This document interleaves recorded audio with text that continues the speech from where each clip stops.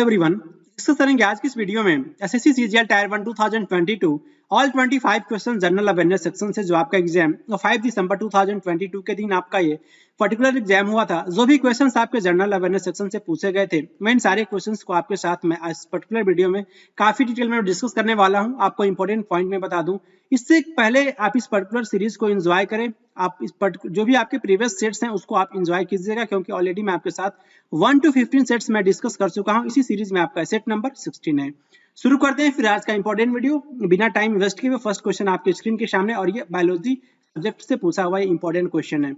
Group of ribosomes जो आपके attached होते हैं एमआरएनए के साथ, उसे हम किसके नाम से जानते हैं? इस पर्टिकुलर क्वेश्चन का मैं सोर्स भी बताऊंगा। ये पर्टिकुलर क्वेश्चन आपके किस सोर्स से पूछा गया था, क्लियर? तो उसे हम किसके नाम से जानते हैं?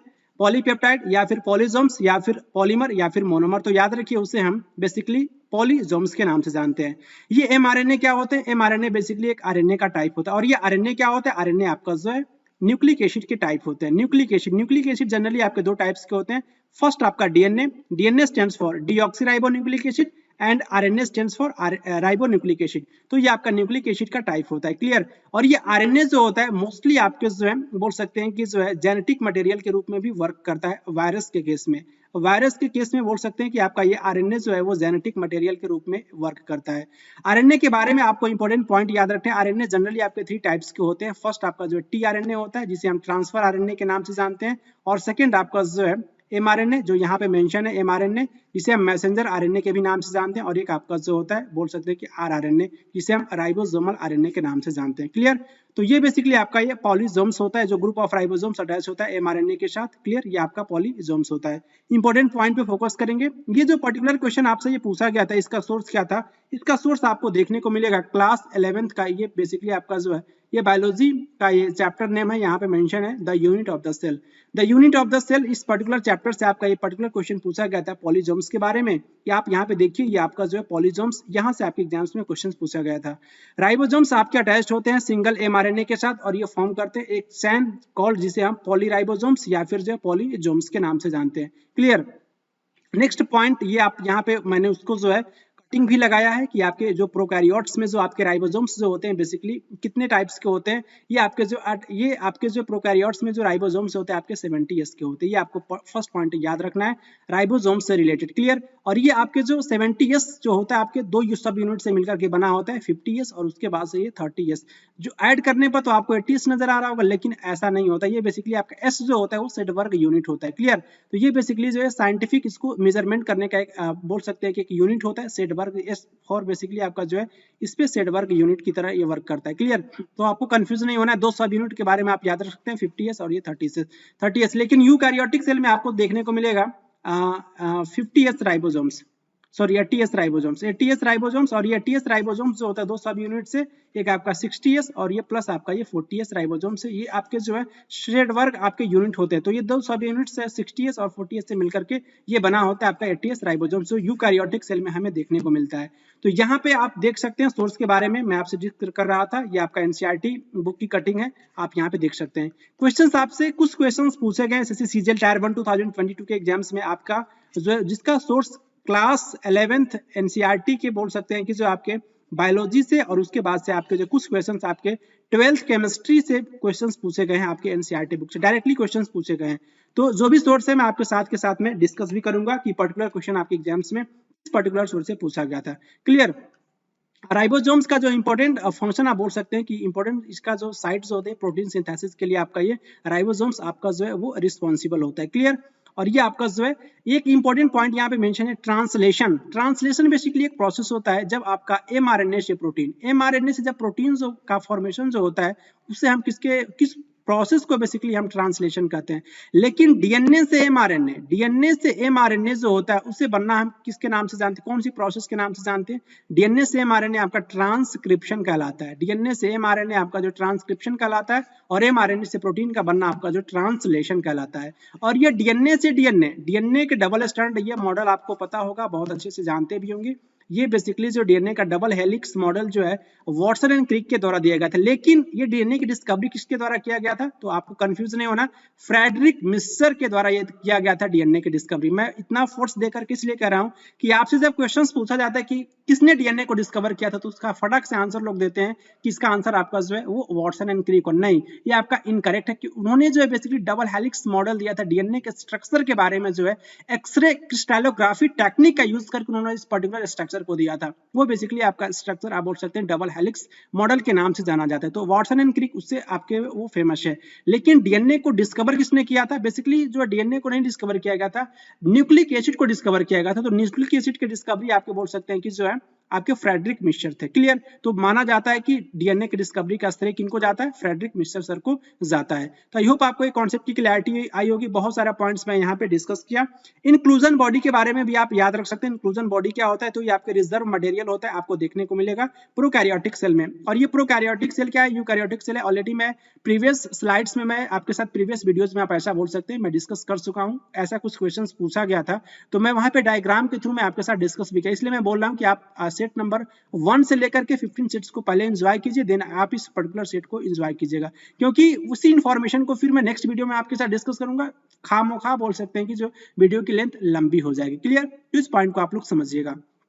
तो ये आपका जो इंक्लूजन बॉडीज जो होता है वो प्रोकैरियोटिक सेल्स में आपको देखने को मिलेगा। जो आपका स्टोर्ड इसमें होता है, बोल सकते हैं कि आपका ये साइटोप्लाज्म, ये बेसिकली स्टोर्ड होता है साइटोप्लाज्म में, और ये in the form of the inclusion bodies. Clear, और ये बोल सकते हैं कि ये bound by the any membrane system, ये आपका कोई भी मेम्ब्रेन के द्वारा ये आपका ये इंक्लूजन बॉडी बाउंडेड नहीं होता है। और याद रखना है राइबोसोम्स भी क्या होता है कि नॉन मेम्ब्रेनस स्ट्रक्चर होता है। इसमें के चारों तरफ भी इस पर्टिकुलर आपका सेल ऑर्गेनेल्स के चारों तरफ आपका कोई भी जो है आपका मेम्ब्रेन प्रेजेंट नहीं होता। इट मींस ये भी आपका नॉन मेम्ब्रेनस स्ट्रक्चर होता है इंक्लूजन बॉडी के जैसे। ये भी क्वेश्चंस आपसे पूछा जा सकता है।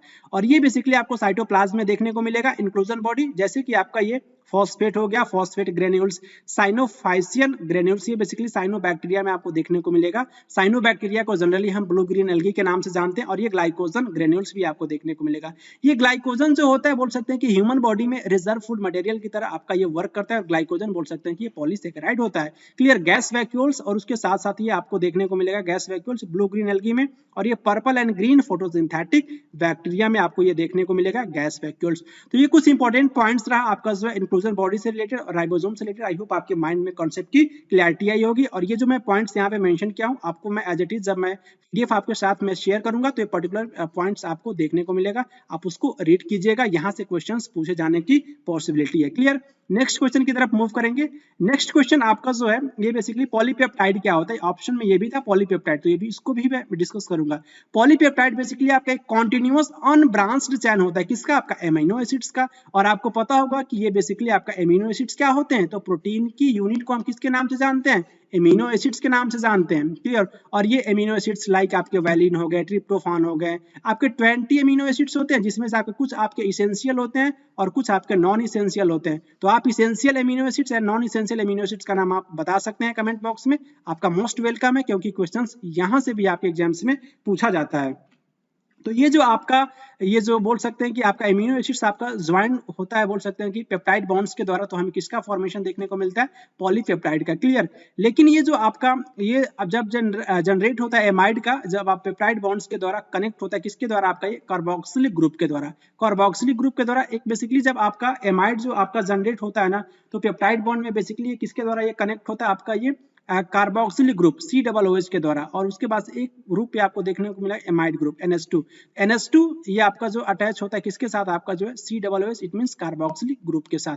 क्लियर, और एक एमिनो एसिड से आपका दूसरे एमिनो एसिड से आप बोल सकते हैं ग्रुप के द्वारा ये नेक्स्ट एमिनो एसिड से आपका ये अटैच होता है एमाइन ग्रुप के द्वारा। क्लियर, तो आई होप आपको ये कॉन्सेप्ट की क्लियरिटी आई होगी। जो आपका एमाइड ग्रुप होता है वो कार्बोक्सिलिक एसिड के साथ अटैच होता है, और ये आपका जो है ये आपका एमिनो एसिड जो है दूसरे आपके एमाइन ग्रुप से आपका जो है नेक्स्ट एमिनो एसिड आपका जो है वो अटैच होता है। जैसे मान लीजिए कि एक कोई प्रोटीन का फॉर्मेशन हो रहा है, तो मोर देन वन आपके जो है उसमें एमिनो एसिड्स का आपने देखने को मिलेगा एमिनो एसिड्स। तो आपका NH2 ग्रुप जो होगा वो आपका COOH से अटैच होगा, लेकिन दूसरा एमिनो एसिड्स जो होगा बोल सकते हैं कि दूसरा एमिनो एसिड्स NH2 ग्रुप से आपका अटैच होगा। ये कॉन्सेप्ट है।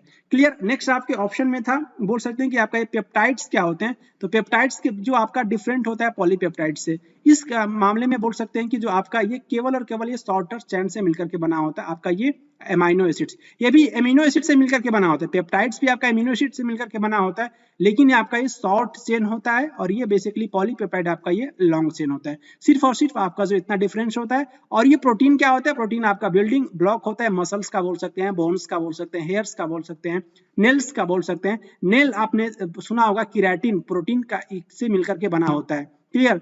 जो आपके नाखून जो होते हैं कौन सा प्रोटीन उसमें देखने को मिलता है, केराटिन प्रोटीन देखने को मिलता है।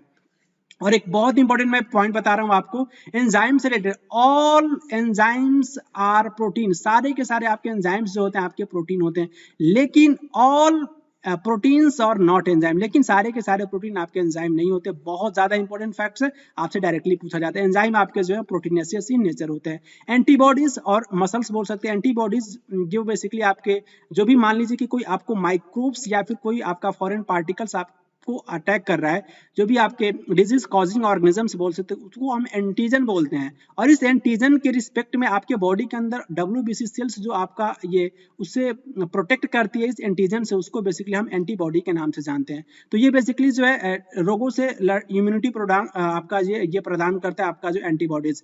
मसल्स और कनेक्टिव टिश्यू ये बेसिकली आपको जो है ये देखने को मिलेगा, इसका इंपॉर्टेंट फंक्शन आप बोल सकते हैं प्रोटीन्स का।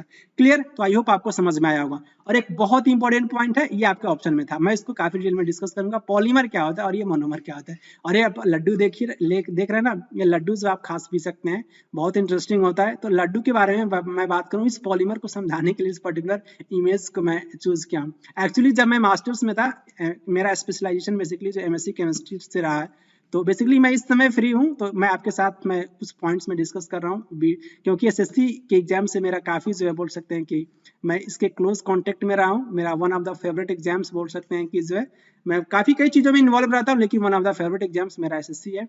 तो इसके सिलेबस को मैं हमेशा देखता रहता हूं कि क्या क्या पूछा जा रहा है इस SSC एग्जाम्स में। क्लियर? तो ये बेसिकली जो है इसमें एक ब्रांच आता है बेसिकली पॉलीमर केमिस्ट्री का। क्लियर? तो पॉलीमर केमिस्ट्री में क्या होता है ना कि ये जो आपका ये जो बूंदी आप देख रहे हैं, तो इस बूंदी एक बूंदी को निकालेंगे ना, तो इस एक बूंदी को हम बोलेंगे, क्या बोलेंगे, इसको बोलते हैं मोनोमर। क्या बोलते हैं? मोनोमर बोलते हैं। और ये जब बहुत सारे बूंदी जब अटैच हो जाएंगे, तो बहुत सारे बूंदी, तो आपका एक लड्डू बन जाएगा, एक लड्डू बन जाएगा। तो ये जो आपका एक लड्डू जो है, इसे हम क्या बोलेंगे, लड्डू आपका जो है वो पॉलीमर हो गया। लड्डू जो आपका पॉलीमर हो गया, और एक एक बूंदी था वो बेसिकली जो है वो आपका क्या हो जाएगा, एक एक बूंदी आपका जो है वो मोनोमर हो जाएगा। क्लियर? आई होप आपको ये पॉलीमर समझ में आया होगा। जैसे कि पॉलीमर जो होता है, इसका यूज जो भी आपके प्लास्टिक्स की जो चीजें है ना, वो किससे मिलकर के बना होता है, आपका पॉलीमर से मिलकर के बना होता है। जैसे आपका बेकेलाइट, बेकेलाइट पूछा जाता है कि बेकेलाइट किस किस चीज से मिलकर के बना होता है, तो ये बेसिकली आपका फिनॉल एंड फॉर्मेल्डिहाइड, दो आपके जो है जब यूनिट कंबाइन होते हैं फिनॉल एंड फॉर्मेल्डिहाइड, तो हमें देखने को मिलता है किसका फॉर्मेशन, हमें देखने को मिलता है आपका जो है ये मोनोमर यूनिट। इट मींस आप बोल सकते हैं कि बेकेलाइट का फॉर्मेशन हमें देखने को मिलता है। क्लियर? तो ये पॉइंट आप याद रखेंगे, बहुत ज्यादा इंपॉर्टेंट पॉइंट है। और नेक्स्ट पॉइंट के बारे में मैं आपसे डिस्कस कर रहा हूं कि ये बेसिकली आपके पॉलीमर्स जो होते हैं वो मैक्रो मॉलिक्यूल्स होते हैं, मैक्रो मॉलिक्यूल्स होते हैं। और ये बोल सकते हैं कि रिपीटिंग यूनिट्स आपके जो भी लार्ज स्केल्स पे जब कंबाइन होते हैं आपके मोनोमर्स, तो आपको फॉर्मेशन देखने को मिलेगा। किस चीज का फॉर्मेशन देखने को मिलेगा? एक पॉलीमर का फॉर्मेशन देखने को मिलेगा। और ये जो आपका प्रोसेस जो होता है, क्योंकि आपके ऑप्शन में मोनोमर्स था, इसलिए मैंने मोनोमर पे फोकस करके आपको मैं समझाया कि पॉलीमर्स क्या होते हैं और ये मोनोमर्स क्या होते हैं, इस लड्डू के जैसे। तो एक लड्डू की एक बूंदी आपका मोनोमर हो जाएगा, और ये जब पूरा का पूरा जो बूंदी जो है एक लड्डू बनके तैयार हो जाएगा, तो लड्डू आपका जो है वो बोल सकते हैं कि आपका ये पॉलीमर की तरह वर्क करेगा। इट मींस कोई भी अगर आपका प्लास्टिक है वो बेसिकली आपका पॉलीमर प्लास्टिक ही होता है।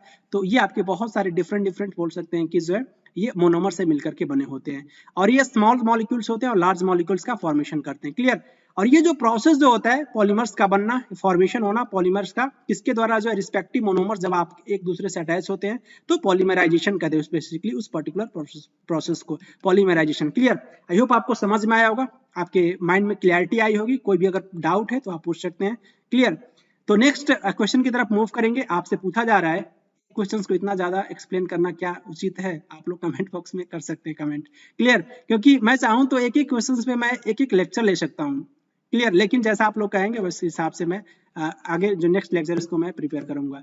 केलुचरण मोहपात्रा के बारे में आपसे क्वेश्चन पूछा गया था। अवार्ड उनको जो है पद्म विभूषण दिया गया था 2000 में, बोल सकते हैं, और ये एक इंपॉर्टेंट आपके डांसर है, और ये बोल सकते हैं कि किस फॉर्म्स के इंपॉर्टेंट आपके एक्सपोनेंट है, और ये आपको बताना है। ये आपके चारों जो है क्लासिकल डांस है, ओडिशी, कथकली, कथक और ये मणिपुरी। तो ओडिशी के एक इंपॉर्टेंट ये एक्सपोनेंट बोल सकते हैं, और ये प्रीवियस आपके जो भी सेट्स हुए थे एसएससी के, उसमें एक क्वेश्चन पूछा जा चुका था, तो बेसिकली आप रिपीटेड ही बोल सकते हैं इस पर्टिकुलर क्वेश्चन को। कथकली आपको देखने को मिलेगा केरल में, कथक आपको बेसिकली नॉर्थ इंडिया में, और नॉर्थ इंडिया में बेसिकली स्पेशली आप उत्तर प्रदेश अगर आपके ऑप्शन में तो मार्क कर सकते हैं। मणिपुर जो है बेसिकली मणिपुरी जो आपका क्लासिकल डांस है वो मणिपुर में देखने को मिलता है, ओडिशी आपका ओडिशा स्टेट में देखने को मिलता है। क्लियर, आई होप आपको समझ में आया होगा। केलुचरण महापात्र बहुत ही फेमस पर्सनालिटी, और इनके नाम पे एसएससी जो है 2022 में बोल सकते हैं कि 2 से 3 सेट में ये इनके नाम पे क्वेश्चंस पूछिए, तो आप इस पर्टिकुलर फेमस पर्सनालिटी को याद रखेंगे, आपके एग्जाम्स में क्वेश्चंस पूछा जा सकता है। क्लियर, और ये फर्स्ट पद्म विभूषण या बोल सकते हैं कि जो ये ओडिशा से प्राप्त करने वाले फर्स्ट पर्सन थे जिनको पद्म विभूषण अवार्ड से नवाजा गया था। क्लियर, फर्स्ट पर्सन, और ये एक्सपोनेंट है आपके ओडिशी डांस के। नेक्स्ट क्वेश्चन आपसे पूछा गया था, बोल सकते हैं कि पॉलिटी सब्जेक्ट से, right to freedom of religion, ये बेसिकली आपको बताना थी ये इंडियन कॉन्स्टिट्यूशन किस आर्टिकल के अंदर इसको इंक्लूड किया गया है। फर्स्ट ऑप्शन है आर्टिकल 19 टू आर्टिकल 22, या फिर आर्टिकल 29 टू आर्टिकल 30, या फिर 25 टू 28, या फिर 14 टू आर्टिकल 18। तो याद रखिए ये आपका right to freedom of religion वो टाइप है आपका फंडामेंटल राइट का, और ये हमें देखने को मिलता है article 25 to article 28, option third आपका करेक्ट हो जाएगा। यहाँ पे मेंशन है आपके फंडामेंटल राइट्स जो आपके इंडियन कॉन्स्टिट्यूशन के पार्ट नंबर 3 में हमें देखने को मिलता है, आर्टिकल बोल सकते हैं कि 12 टू 35, और ये इसको पार्टिकल 3 को बेसिकली कॉन्स्टिट्यूशन को डिस्क्राइब किया जाता है Magna carta of the India भी बोलते हैं इस पर्टिकुलर पार्ट को, पार्ट 3 को, क्योंकि इसमें जो है फंडामेंटल राइट मेंशन है। ये जो मैग्ना कार्टा जो होता है, जो आपका चार्टर्स ऑफ राइट इशू किया गया था, जो आपके किंग जॉन बोल सकते हैं कि इंग्लैंड के थे 1215 में, ये बेसिकली आपका फर्स्ट रिटन डॉक्यूमेंट्स था जो आपका रिलेटेड था किससे, आपका जो फंडामेंटल राइट से। क्लियर, राइट्स ऑफ सिटीजन्स ये आपका रिलेटेड था, आपका ये मैग्ना कार्टा बोल सकते हैं। उसी के बेस पे जो है बेसिकली पार्ट 3 को इंडियन कॉन्स्टिट्यूशन को हम किसके नाम से जानते हैं, मैग्ना कार्टा ऑफ इंडिया के भी नाम से जाना जाता है। कॉन्स्टिट्यूशन ऑफ इंडिया में बोल सकते हैं कि 6 फंडामेंटल राइट्स जो है वो प्रोवाइड किया जाता है। आपको यहाँ पे फोकस करना है, 1 सेकेंड, जस्ट आपको फोकस करना है 1 सेकेंड। ओके, तो ये आपका जो फर्स्ट जो राइट है, राइट टू इक्वलिटी आपको देखने को मिलेगा आर्टिकल 14 टू 18, और ये right to freedom article 19 to 22, और ये राइट अगेंस्ट एक्सप्लॉयटेशन ये देखने को मिलेगा 23 टू 24, और ये आपका जो है नेक्स्ट आर्टिकल देखने को मिलेगा, बोल सकते हैं कि आपका जो है next fundamental right, right to freedom of religion article 25 to 28, और ये कल्चरल एंड एजुकेशनल राइट देखने को मिलेगा आर्टिकल 29 टू 30, और ये राइट टू कॉन्स्टिट्यूशनल रेमेडीज ये आपका आर्टिकल 32 में मेंशन है। क्लियर, जिसे हम सोल ऑफ कॉन्स्टिट्यूशन के भी नाम से जाना जाता है। बेसिकली ये जो स्टेटमेंट जो है सोल ऑफ कॉन्स्टिट्यूशन जो है डॉक्टर भीमराव अंबेडकर जी के द्वारा कहा गया था कि आर्टिकल 32 जो बेसिकली आपका ये सोल ऑफ कॉन्स्टिट्यूशन है। क्लियर, और ये जो आपकी ओरिजिनली आपके कॉन्स्टिट्यूशन में आपको जो है राइट टू प्रॉपर्टी कार का जो है आर्टिकल 31 में क्या था, आपका जो है फंडामेंटल राइट हुआ करता था, लेकिन 44th ये क्वेश्चन आपसे पूछा जा चुका है कि आपका जो है आर्टिकल 40 जो आपका 44 अमेंडमेंट एक्ट 1978 के थ्रू जो आपका ये राइट टू प्रॉपर्टी इसको जो है बेसिकली जो है फंडामेंटल राइट से इसको निकाल करके जो कहाँ पे इसको प्लेस किया गया है, तो ये बेसिकली अब जो है ये लीगल राइट है आर्टिकल 300A में पार्ट 12 ऑफ द कॉन्स्टिट्यूशन में आपको देखने को मिलेगा। ये पर्टिकुलर क्वेश्चन आपसे पूछा जा चुका है, और ये बेसिकली आपको याद रखना है कि आर्टिकल 32 और ये आर्टिकल 226 ये बेसिकली जो होता है supreme court and high court को जो है रीट बेसिकली जो है इशू करने की पावर दी गई है। इस पर्टिकुलर आर्टिकल का को भी आपको ध्यान रखना है। सुप्रीम कोर्ट को पावर है आर्टिकल 32 के तहत, और ये आपका हाई कोर्ट का पावर है जो आर्टिकल 226 के तहत। और ये सुप्रीम कोर्ट जो है बेसिकली आपका आर्टिकल 32 और ये हाई कोर्ट 226, और ये बेसिकली आपके 5 रीट इशू कर सकते हैं जब आपके फंडामेंटल राइट पे अगर कोई भी प्रॉब्लम आ रहा है, तो अगर आपका फंडामेंटल राइट का वायलेशन किया जा रहा है तो रीट जारी किया जाता है। हैबियस कॉर्पस, सेकंड आपका जो मैंडेमस, और ये प्रोहिबिशन, सर्टियोररी, और उसके साथ साथ क्यू वारंटो। तो ये 5 रीट जो है बोल सकते हैं कि सुप्रीम कोर्ट आपके आर्टिकल 32 के तहत पावर है सुप्रीम कोर्ट को, और ये आर्टिकल 226 के तहत पावर है हाई कोर्ट को, ये 5 रीट जारी करने के लिए। क्लियर, HMPCQ ये आप ऐसे याद रखेंगे, ये habeas corpus, mandamus, prohibition, certiorari, और ये आपका quo warranto. Clear, right to equality के अंदर जो भी आपके आर्टिकल्स मेंशन है यहाँ पे इसको एक रीड आप कर सकते हैं, क्योंकि यहाँ से आपके एग्जाम से क्वेश्चन पूछा जाता है। आर्टिकल 17 एवोल्यूशन ऑफ अनटचेबिलिटी, ये आर्टिकल 17 में मेंशन है, और एवोल्यूशन ऑफ टाइटल्स ये आपको जो आर्टिकल 18 में देखने को मिलेगा। क्लियर, उस तरीके से आप राइट टू एजुकेशन फ्रीडम के अंदर आप देख सकते हैं कि आपको फ्रीडम मिली है, बोल सकते हैं कि आर्टिकल 19 के तहत इतने आप जो है बोल सकते हैं कि आपके जो ये आपके फ्रीडम है। क्लियर, तो इसको आप एक रीड कर सकते हैं, मैं यहाँ पे PDF में इंक्लूड कर दिया जो भी आपके इंपॉर्टेंट पॉइंट्स हैं। ये आर्टिकल्स आपसे पूछा जाता है, आर्टिकल 24 चाइल्ड लेबर से रिलेटेड होता है आपका ये पर्टिकुलर आर्टिकल, ये भी पूछा जाता है। क्लियर, और ये right to freedom of religion ये आपको देखने को मिलेगा, इतने आपके जो है 1 2 3 4 आपके राइट्स देखने को मिलता है। क्लियर, और ये आपके कल्चरल एंड एजुकेशनल राइट्स है, आपके माइनॉरिटी कम्युनिटी से रिलेटेड आपका जो है 29, ये आपका ये 29 है, और ये आपका ये 30 है। क्लियर, और इस तरीके से आप जो इसको एक नजर मार सकते हैं, जो आपके एग्जाम्स के लिए काफी हेल्पफुल होगा। नेक्स्ट क्वेश्चन आपसे पूछा गया था इकोनॉमिक्स से, आपको बताना था कि इसमें से कौन सा आपका जो टैक्स है वो इनडायरेक्ट टैक्स नहीं है, इनडायरेक्ट टैक्स नहीं है। क्लियर, एक्साइज टैक्स ये इनडायरेक्ट होता है, गुड एंड सर्विस टैक्स ये भी आपका इनडायरेक्ट है, GST stands for goods and services tax. Clear, तो ये भी आपका इनडायरेक्ट टैक्स है, और कस्टम ड्यूटी भी आपका इनडायरेक्ट टैक्स है। बचा आपका एक ही ऑप्शन, वेल्थ टैक्स, जो भी हम लोग धन पे जो टैक्स देते हैं गवर्नमेंट को डायरेक्टली रूप से देते हैं, उसमें पार्टिसिपेट करते हैं, तो ये आपका जो है ये डायरेक्ट टैक्स है। और ये आपसे पूछा है कि इनडायरेक्ट नहीं है, तो ये इसका आंसर हो जाएगा पर्टिकुलर क्वेश्चन का फोर्थ, वेल्थ टैक्स एक प्रकार का जो है डायरेक्ट टैक्स होता है। क्लियर, डायरेक्ट टैक्स के बारे में यहाँ पे मेंशन है, जो आप पेड करते हो डायरेक्टली रूप से किसी इंडिविजुअल के द्वारा या फिर किसी ऑर्गेनाइजेशन के द्वारा जो है बोल सकते हैं कि दिया जाता है जनरली गवर्नमेंट को डायरेक्टली रूप से, उसमें डायरेक्टली आप पार्टिसिपेट करते हो।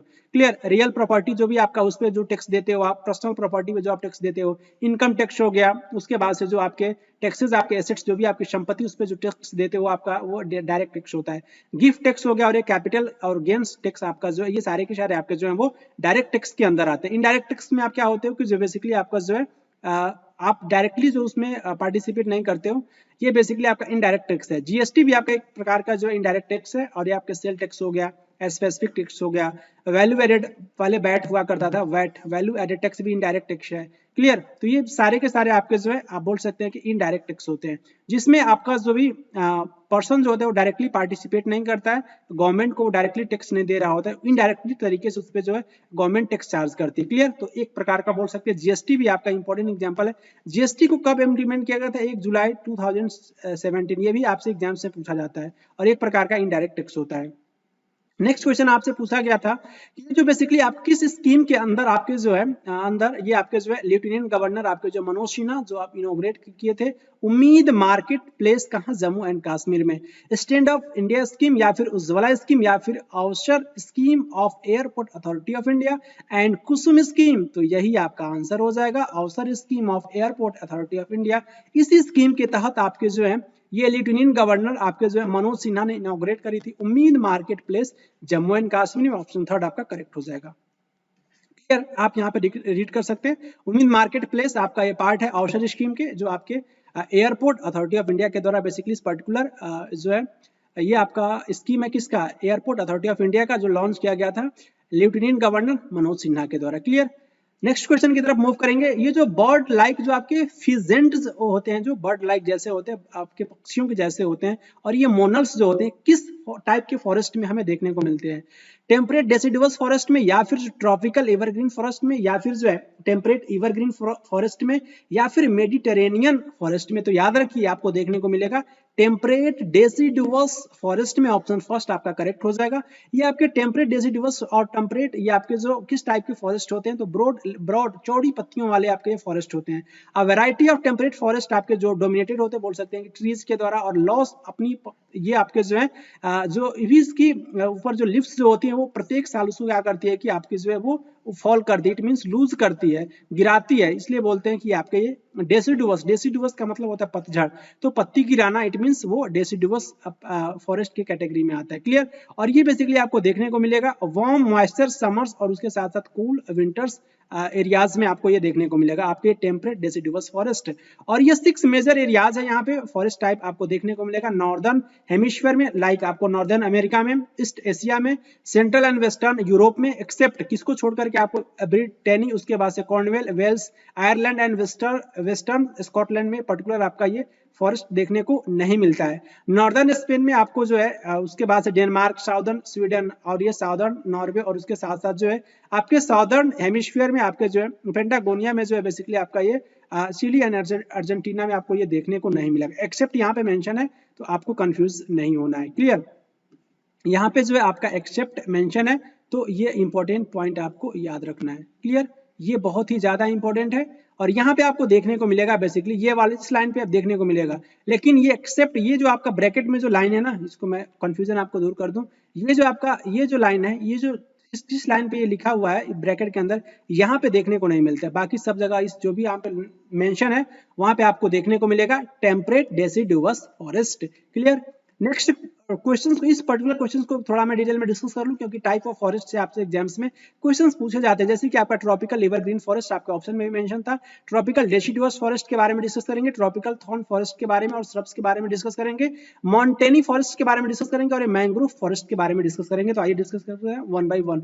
ये आपको देखने को मिलेगा मैप है, ये आपको ट्रॉपिकल एवरग्रीन फॉरेस्ट का ये एरिया यहाँ पे मेंशन है। क्लियर, और ये आपका ट्रॉपिकल बोल सकते हैं कि आपका ये जो है आपका ये डेसिडुअस फॉरेस्ट है, कलर से आपको ये देखने को मिलेगा, ये वाला कलर। क्लियर, और ये आपको जो माउंटेन वाला फॉरेस्ट जो है आपको इस कलर से देखने को मिलेगा। ये वाला जो एरिया है सिक्किम हो गया और ये आपका अरुणाचल प्रदेश और ये आपका जो जम्मू एंड कश्मीर बोल सकते हैं कि ये वाला जो एरिया होगा आपका माउंटेन फॉरेस्ट देखने को मिलेगा और ये मैंग्रोव फॉरेस्ट आपको इस वाले रीजन में देखने को मिलेगा, जो आपके जो है सुंदरबन डेल्टा में बेसिकली देखने को मिलता है मैंग्रोव फॉरेस्ट। और ये आपको जो है ट्रॉपिकल थॉर्न फॉरेस्ट आपको देखने को मिलेगा व्हाइट कलर का, ये तो बेसिकली आप ऐसा बोल सकते हैं इस वाले एरिया में भी आपको देखने को मिलेगा आपका ट्रॉपिकल थॉर्न फॉरेस्ट। क्लियर, तो आपके माइंड में क्लैरिटी आई होगी यहाँ पे आपके ये जो फॉरेस्ट होते हैं टाइप ऑफ फॉरेस्ट आपके जो है किस टाइप के फॉरेस्ट किस एरिया में लोकेटेड होता है। क्लियर, ये इंपॉर्टेंट सा मैप है, इस मैप के जरिए आप इंपॉर्टेंट पॉइंट को याद रखेंगे। ट्रॉपिकल एवरग्रीन फॉरेस्ट जो होते हैं उस जगह पे पाए जाते हैं जहां पे आपके हैवी राउंडफॉल एरियाज होते हैं। लाइक आप बोल सकते हैं कि जो है वेस्टर्न घाट्स, उसके साथ साथ island group of Lakshadweep Andaman में देखने को मिलेंगे और ये निकोबार में, अपर पार्ट्स ऑफ द आसाम में और उसके साथ साथ तमिलनाडु कोस्ट पे। और बोल सकते हैं कि आपको देखने को मिलेगा जिस एरिया में आपका 200 सेंटीमीटर रेनफॉल होता है और ये शॉर्ट ड्राई सीजन में हमें ये बेसिकली देखने को मिलता है। क्लियर, और ये जो ट्रीज बेसिकली इसकी ग्रेट हाइट होती है, इट मींस 60 मीटर्स या फिर इससे ज्यादा भी हो सकती है, आप ऐसा बोल सकते हैं। इस पर्टिकुलर फॉरेस्ट की हाइट के बारे में यहाँ पे मेंशन है। इंपॉर्टेंट पॉइंट आपको याद रखना है, इंपॉर्टेंट आपके जो है कौन कौन से फॉरेस्ट जो होते हैं आपके ट्रॉपिकल एवरग्रीन फॉरेस्ट होते हैं, इबोनी हो गया, महागनी, उसके बाद से जो आपका ये रोजवुड और ये आपका रबर और उसके साथ साथ जो है सिनकोना। सिनकोना बेसिकली एक ऐसा प्लांट होता है इसका जो है इसकी साल से जो है मलेरिया की दवा ऑब्टेन किया जाता है, मलेरिया की दवा जो है ऑब्टेन किया जाता है सिनकोना की छाल से। क्लियर, और ये कौन कौन से एनिमल्स इसमें देखने को मिलते हैं, एलिफेंट, मंकी, लेमूर और उसके साथ साथ तो आपको देखने को मिलेगा deer. Clear, one horn rhinos भी प्रेजेंट होता है इस पर्टिकुलर जंगल ऑफ आसाम में और उसके साथ साथ वेस्ट बंगाल में। क्लियर, और ये उसके साथ साथ कुछ animals like plenty of birds, bats, sloth, scorpions, snails, ये सारे आपको देखने को मिलेंगे इस पर्टिकुलर ट्रॉपिकल एवरग्रीन फॉरेस्ट में। क्लियर, नेक्स्ट आपके टाइप ऑफ फॉरेस्ट था ट्रॉपिकल डेसिडुअस फॉरेस्ट। तो ये जो आपके ट्रॉपिकल डेसिडुअस फॉरेस्ट जो होते हैं आपके जो है ये मोस्ट वाइड स्प्रेड आपके फॉरेस्ट होते हैं इंडिया में, सबसे ज्यादा जगह पे आपका ये यही फैला हुआ है ट्रॉपिकल डेसिडुअस फॉरेस्ट। क्लियर, और उस रीजन में आपको देखने को मिलेगा ये बेसिकली से हम मानसून फॉरेस्ट के भी नाम से जानते हैं और ये स्प्रेड ओवर द रीजन जहां पे आपका रेनफॉल जो होता है बोल सकते हैं कि 200 सेंटीमीटर और उसके साथ साथ ये 200 से लेकर के जो 70 सेंटीमीटर के बीच में जिस एरियाज में हमें देखने को मिलता है रेनफॉल, उस एरिया में हमें इस पर्टिकुलर फॉरेस्ट को देखने को मिलता है ट्रॉपिकल डेसिडुअस फॉरेस्ट। क्लियर, और यहाँ पे आप बोल सकते हैं कि नॉर्दर्न स्टेट्स लाइक बोल सकते हैं foothills of the Himalayas, Jharkhand, west Orissa, Chhattisgarh और उसके साथ साथ तो आप eastern slope of the western Ghats में देखने को मिलेंगे। कौन कौन से आपके स्पीसीज होते हैं इस पर्टिकुलर फॉरेस्ट में, बम्बूज बोल सकते हैं, साल, शीशम, सैंडलवुड और ये खैर कुसुम और ये अर्जुन और ये मलबरी और उसके साथ साथ आपके कमर्शियली इंपॉर्टेंट स्पीसीज भी हमें देखने को मिलता है। क्लियर, तो आपसे ये प्लांट पूछा जाता है कि ये प्लांट जो है किस फॉरेस्ट में हमें देखने को मिलता है, बम्बू, साल, शीशम, सैंडलवुड, ये खैर और ये कुसुम और उसके साथ साथ अर्जुन, मलबरी और ये आपके जो है कुछ कमर्शियली इंपॉर्टेंट स्पीसीज भी देखने को मिलते हैं इस पर्टिकुलर ट्रॉपिकल डेसिडुअस फॉरेस्ट में। इस पॉइंट को आपका चीज याद रखना है। तो आपके कौन कौन से आपके जो है ये एनिमल्स नजर आते हैं इस पर्टिकुलर फॉरेस्ट में, lion, tiger, pig, deer, elephant, क्योंकि आपके क्वेश्चंस इसी टाइप से पूछे गए थे। आप यहाँ पे देख सकते हैं जो क्वेश्चन पूछा गया था आपका जो है फिजेंट एंड मोनाल्स, आपका जो है एनिमल का नाम है और आपसे पूछ रखा था किस फॉरेस्ट में देखने को मिलता था। क्लियर, तो आपको भी नजर मारनी है जो भी आपका टाइप्स ऑफ फॉरेस्ट है उसमें आपको जो है किस टाइप के आपके जो है बोल सकते हैं कि प्लांट्स देखने को मिलते हैं और उसमें किस टाइप के आपके जो है भी ऑर्गेनिजम्स या फिर एनिमल्स वहाँ पे उस पर्टिकुलर हैबिटेट में वो निवास करते हैं। तो ये 2 पॉइंट से आपके एग्जाम्स में क्वेश्चन पूछा जाता है। क्लियर। नेक्स्ट क्वेश्चन की तरफ मूव करेंगे। बेसिकली नेक्स्ट पॉइंट है आपका ये टाइप ऑफ फॉरेस्ट ही है, थॉर्न फॉरेस्ट और ये स्hrubs के बारे में। तो जहां पे देखने को मिलेगा वहां पे जो बोल सकते हैं जिस कंडीशन में आपको जो है लेस देन 70 सेंटीमीटर रेनफॉल होता है उस पर्टिकुलर नेचुरल वेजिटेशन में ये आपका ये थॉर्नी ट्रीज और ये बुशेस देखने को मिलता है। ये आपका ये पर्टिकुलर फॉरेस्ट है। आप बोल सकते हैं कि आपको देखने को मिलेगा semi arid areas of the Gujarat, Rajasthan, Madhya Pradesh, Chhattisgarh and Uttar Pradesh और ये हरियाणा में। क्लियर। और ये आपका अकेशियन हो गया, पाम्स हो गया, खजूर का नाम आपने सुना होगा, वो प्लांट आपको देखने को मिलेगा, यूफोरबियास और ये आपका कैक्टाई और ये आपके इंपॉर्टेंट बोल सकते हैं कि मेन प्लांट स्पीसीज होते हैं। क्लियर। और इनकी जो लिव्स जो होती है ना मोस्टली थिक होती है और ये स्मॉल होती है और ये जिससे क्या होता है कि इवापोरेशन बहुत ज्यादा नहीं हो पाता क्योंकि ऐसे इन्वायरमेंट में ग्रो करते जहाँ पे पानी की रिक्वायरमेंट बहुत ही बोल सकते हैं कि वहाँ पे बहुत ही कम मात्रा में आपका जो है वाटर अवेलेबल होता है, इसलिए उसके लिए जो है नेचर ने उसको हैबिटेट भी प्रोवाइड किया है। उसकी जो लिप्स जो होती है उसमें क्यूटिकल का बेसिकली आवरण हमें देखने को मिलता है, क्यूटिकल का एक लेयर पाया जाता है जिससे क्या होता है कि इवापोरेशन का कम होता है, मिनिमाइज होता है इवापोरेशन का, लॉस ऑफ वाटर कम होता है इसके लिप्स में। क्लियर। ये आपको याद रखना है, ये इंपॉर्टेंट कैरेक्टरिस्टिक फीचर भी होता है बोल सकते हैं कि इस पर्टिकुलर टाइप ऑफ प्लांट में। और ये आपके जो भी animals like rats, mice, rabbits, fox, wolf, tiger, lion, wild ass और उसके साथ साथ हॉर्सेस और ये कैमल्स इस पर्टिकुलर फॉरेस्ट में हमें देखने को मिलते हैं। क्लियर। माउंटेनी फॉरेस्ट के बारे में आप याद रखेंगे। माउंटेन फॉरेस्ट के बारे में ये जो माउंटेन्स एरियाज में देखने को मिलता है जहाँ पे डिक्रीज होता है आपके टेम्परेचर विद इंक्रीजिंग एल्टीट्यूड, जैसे जैसे आप ऊपर जाते हो तो आपका जो है टेम्परेचर जो होगा डिक्रीज देखने को मिलता है उस पर्टिकुलर एरियाज में आपके माउंटेन फॉरेस्ट देखने को मिलता है। क्लियर। जैसे कि आपका ट्रॉपिकल टू टुंड्रा रीजन्स में हमें देखने को मिलता है और ये आपके जो है 1000 टू 2000 मीटर्स के हाइट पे ये आपको देखने को मिलेगा, found between the height of the 1000 to 2000 metres के हाइट पे। और ये आपके जो भी एवरग्रीन ब्रॉड लिप्स ट्रीज होती है और इसके साथ साथ ये ओक्स हो गया, चेस्टनट और ये प्रीडोमिनेट आपके जो है ये प्लांट बोल सकते हैं। और ये बिटवीन 1500 टू 3000 मीटर्स पे ये आपके दो प्लांट्स क्या होते हैं कि आपके जो है ये बोल सकते हैं कि जो कॉनिफर्स ट्रीज, सॉरी ये आपको याद रखना है कि 1500 से 300 मीटर्स के टेम्परेट फॉरेस्ट में बेसिकली आपको जो है conifers tree like pine means Pinus होता है जिसकी हेल्प से बोल सकते हैं कि आपका एक माचिस की जो तिल्ली जो होती है ना इसी पाइन से बनाया जाता है, देवदार उसे हिंदी में बोलते हैं। क्लियर। और ये देवदार हो गया, वही पाइन को ही बोलते हैं। और ये आपका सिल्वर फर और ये स्प्रूस और ये आपका सेदार ये आपके पाए जाते हैं बोल सकते हैं कि 1500 टू आपके जो है 300 मीटर्स के बेस में। क्लियर। तो ये आपके इंपॉर्टेंट वेजिटेशंस का नाम आप याद रखेंगे, जैसे आपका एल्पाइन वेजिटेशन हो गया, सिल्वर फर, जूनिपर्स बहुत इंपॉर्टेंट आपका ये बेसिकली आपका जो है जिम्नोस्पर्म का प्लांट होता है जूनिपर्स। पाइन्स भी आपका जिम्नोस्पर्म का प्लांट होता है, ये आपका वर्सेस और ये आपके जो मोस्ट कॉमन ट्रीज है इस पर्टिकुलर हैबिटेट से।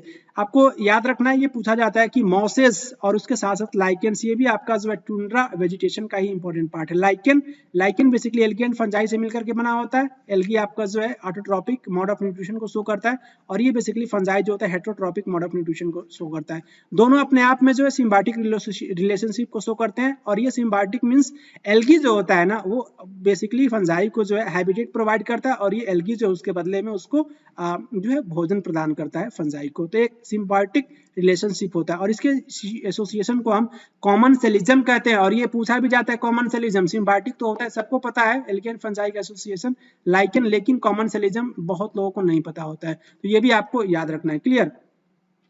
नेक्स्ट आपका जो मैंग्रोव फॉरेस्ट के बारे में आप याद रख सकते हैं, आपको देखने को मिलेगा delta of the Gangas like Mahanadi, Krishna, Godavari के और ये कावेरी के डेल्टा में आपको देखने को मिलेगा इस टाइप के वेजिटेशंस। और ये सुंदरबन डेल्टा बहुत ही फेमस है बोल सकते हैं मैंग्रोव फॉरेस्ट के लिए। पाम हो गया, कोकोनट, आपका केवड़ा, अगार, ये आपके जो है इस पर्टिकुलर डेल्टा में मतलब ग्रो होते हैं।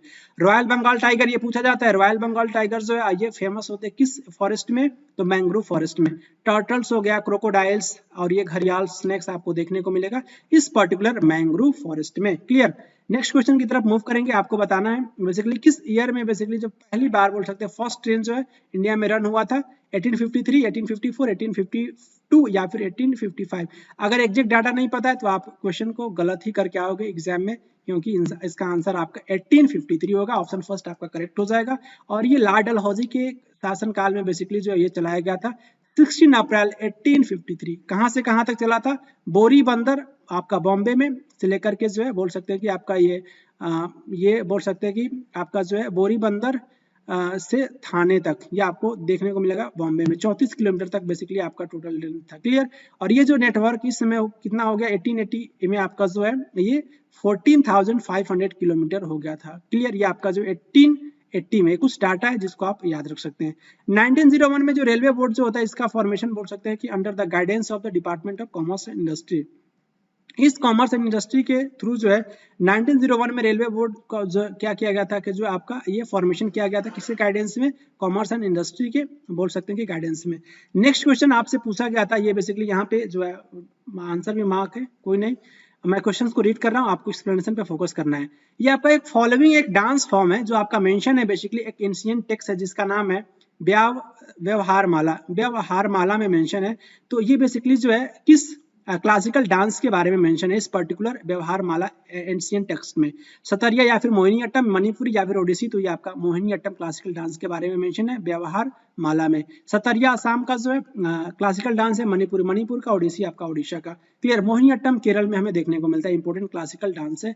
और ये मोहिनीअट्टम के बारे में आप बोल सकते हैं कि मोहिनी मीन्स क्या होता है बेसिकली ये आपका जो है incarnation of the Lord Vishnu थे। क्लियर। और ये क्लासिकल सोलो डांस है, आपको देखने को केरल स्टेट में देखने को मिलेगा। तो यहाँ पे मेंशन भी है, मैंने इंपॉर्टेंट पॉइंट्स को यहाँ पे जो है मेंशन किया है जो आपको देखने को मिलेगा। बोल सकते हैं कि जो व्यवहार माला एक टेक्स्ट है, यहाँ पे जो है 1709 में जो है बेसिकली ये इसको रिटर्न किया गया था। क्लियर। तो ये बेसिकली कुछ इंपॉर्टेंट पॉइंट्स जिसको आप रीड कर सकते हैं, स्किप भी कर सकते हैं, लेकिन मैं पीडीएफ में इंक्लूड किया हूँ जिससे आप एक थ्रू हो जाए, क्योंकि एक एक पॉइंट को डिस्कस करना आई थिंक वीडियो की लेंथ बहुत लेंथी हो जाएगी और आप लोग बिल्कुल डिस्ट्रैक्ट हो जाएगा जितना एक्सप्लेनेशन मैं दे रहा हूँ एक्सप्लेनेशन। क्लियर। तो आपको फोकस करना है नेक्स्ट क्वेश्चन की तरफ। ये एसआई यूनिट आपसे पूछा गया था इलेक्ट्रिक चार्ज का क्या होता है? कूलम, वॉट, न्यूटन या फिर जूल। तो बेसिकली कूलम जो होता है इलेक्ट्रिक चार्ज का यूनिट होता है। और ये वॉट किसका होता है आपको बताना। चलिए, न्यूटन आपका जो है फोर्स का होता है। न्यूटन लॉज आप पढ़ते हैं ना, तो बेसिकली फोर्स का आपका एक यूनिट होता है आपका न्यूटन। जूल बेसिकली एनर्जी का होता है। क्लियर। एनर्जी का, हीट का भी बेसिकली आपका यूनिट होता है जूल। वॉट किसका होता है आपको बताना है। क्लियर। नेक्स्ट क्वेश्चन की तरफ मूव करेंगे। बेसिकली ये आपसे पूछा जाता है, इंपॉर्टेंट यूनिट्स है। लेंथ मीटर हो गया, ये आपके 7 एसआई बेस्ड क्वांटिटीज यूनिट्स आप बोल सकते हैं। मास का किलोग्राम होता है और ये टाइम का सेकंड होता है। इलेक्ट्रिक करंट का एम्पियर, ये पूछा गया आपके एसएससी के एग्जाम्स में। इलेक्ट्रिक करंट का यूनिट क्या होता है? एम्पियर होता है। और ये थर्मोडायनामिक टेम्परेचर का क्या होता है? केल्विन होता है। बहुत ही सिंपल है। ये कंफ्यूज होते हैं स्टूडेंट्स। अमाउंट ऑफ सब्सटेंस का यूनिट मोल होता है और ये ल्यूमिनस इंटेंसिटी का कैंडेला होता है। ये नीचे के तीन आपको याद रखना है, टेम्परेचर का केल्विन और अमाउंट ऑफ सब्सटेंस का मोल और ये ल्यूमिनस इंटेंसिटी का कैंडेला। और ये इलेक्ट्रिक करंट तो पूछा जा चुका है, इस पे स्टार मार्क कर सकते हैं, एम्पियर होता है। क्लियर। इसको आप स्किप कर सकते हैं, ये मैंने वैसे ही लगाया है जिससे आपके माइंड में कॉन्सेप्ट की क्लैरिटी अगर बहुत बच्चे पढ़ना चाहते हैं कि क्या लेंथ होता है, किसको हम लेंथ कहेंगे, किसको हम जो है 1 kg कहेंगे, किसको हम 1 सेकेंड कहेंगे, तो यहाँ पे मेंशन है। क्लियर। नेक्स्ट क्वेश्चन की तरफ मूव करेंगे। नेक्स्ट क्वेश्चन नंबर 10 आपसे पूछा गया था कि सितंबर 2022 में सुप्रीम कोर्ट ने अलाउ करी थी, जो बोल सकते हैं वुमेन के लिए irrespective of their marital status, जो आपका सेफ्टी और उसके साथ साथ जो है लीगली अबॉर्ट उसके जो चाइल्ड जो है उसके जो प्रेगनेंसी बोल सकते हैं कि वो एबॉर्शन करवा सकती है। बेसिकली उसका ड्यूरेशन को जो इंक्रीज किया गया था, ये बेसिकली आपका एक्ट था, medical termination of pregnancy act, MTP act, medical termination of pregnancy MTP act के। तो इसके ड्यूरेशन को इंक्रीज किया गया था, कितना हो चुका है अब इसका ड्यूरेशन? 24 वीक या फिर 15 या फिर 30 या फिर 18, तो 24 वीक्स हुआ है। ऑप्शन आपका थर्ड करेक्ट हो जाएगा। क्लियर। नेक्स्ट आप यहाँ पे रीड कर सकते हैं, ये जो बेसिकली जो बेंच हुआ था जो है डीवाई चंद्रचूड़ की अध्यक्षता में बेसिकली आपका बेंच सेट किया गया था, जिसमें 24 वीक्स का जो हमें देखने को मिलता है medical termination act and rules, जो आपका जो है एबॉर्शन पीरियड 24 वीक्स के पहले है, तो आप जो क्या करा सकते हो, एबॉर्शन करवा सकते हो। क्लियर। इंडियन कॉन्स्टिट्यूशन के किस आर्टिकल में मेंशन है business in parliament shall be transacted in Hindi और इंग्लिश? किस आर्टिकल में मेंशन है, आर्टिकल 122 या फिर आर्टिकल 121 या फिर आर्टिकल 122 या फिर जो है आर्टिकल 119। तो याद रखिए किस आर्टिकल में मेंशन है ये पॉइंट, आर्टिकल 120 में। आप यहाँ पे फोकस कीजिए। जो बेसिकली आपका ये रिलेटेड है आपका ये article 120, language to be use in the parliament से रिलेटेड है आपका ये पर्टिकुलर आर्टिकल। और यहाँ पे रीड कीजिए, ये आपका मेंशन है जो भी बिजनेस है पार्लियामेंट में शैल बी ट्रांजेक्टेड इन हिंदी और इन इंग्लिश। ये बहुत इंपॉर्टेंट है, यही आपके एग्जाम्स में पूछा गया था। आर्टिकल 119 में क्या मेंशन है, 119 regulation by laws of procedure in parliament in relation to the financial business. बस केवल आपको यही याद रखना, फाइनेंशियल बिजनेस से रिलेटेड आपका कौन सा आर्टिकल है, आर्टिकल 119। तभी तो आप एग्जाम में आपको मार्क ही तो करना है, आपको पूरा तो स्टेटमेंट लिखना नहीं है वहां पे। तो इसलिए इसका आंसर आपका 119 होगा अगर फाइनेंशियल बिजनेस के बारे में आपसे पूछा जाए तो।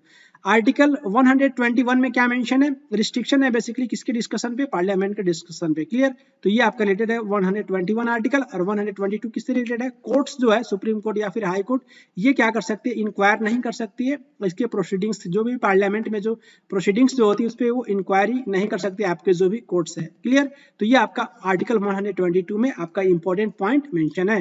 नेक्स्ट क्वेश्चन आपसे पूछा गया था इन 1526 में जो आपका जो बैटल ऑफ पानीपत से हुआ था किसके बीच से, ये बेसिकली आपका ये बैटल हुआ था, बाबर एंड राणा सांगा या फिर अकबर एंड हेमू या फिर हुमायूं एंड शेर खान या फिर जो बाबर एंड इब्राहिम लोदी। तो किसके बीच हुआ था first battle of Panipat, Babur and Ibrahim Lodi. इसी के साथ आपका जो है बोल सकते हैं दिल्ली सल्तनत आपका समाप्त होता है।